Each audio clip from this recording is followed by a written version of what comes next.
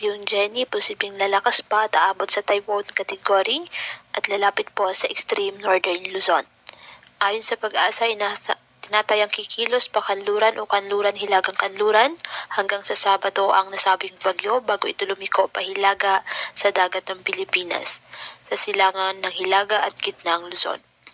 Ayon sa forecast track ng pag-asa, lalapit ito sa Batanes area sa araw ng Miyerkules at hindi po inaalis ang tsansang maglandfall sa Batanes, Babuyan o hilagang silangan ng mainland. Cagayan, inaasang patuloy na lalakas ang bagyo at posibleng aabot sa tropical storm category at posibleng maging typhoon sa araw ng Miyerkules paglapit po sa Batanes area.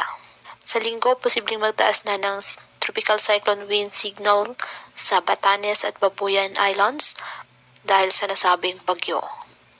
Sa ngayon, ang pinagsamang epekto ng trough o extension ng bagyong Jenny at habagat ay patuloy po na magpapaulan sa ilang bahagi po ng ating bansa.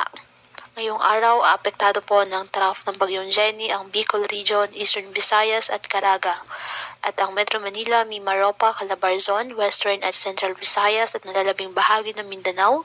Apektado po ng habagat kaya asahan din po dyan ang maulap na kalangitan na may mga pag-ulan.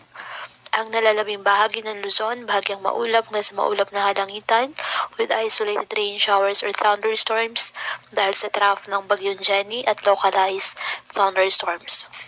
Kaya pinapayuhan ng ating mga kababayan na maging maingat po sa mga posibilidad ng pagbaha at pagguho ng lupa, lalo na po kapag may malalakas na ulan at ugaliin na magdala palagi ng payong o kahit anong panangga sa ulan o kahit naman sa init ng araw.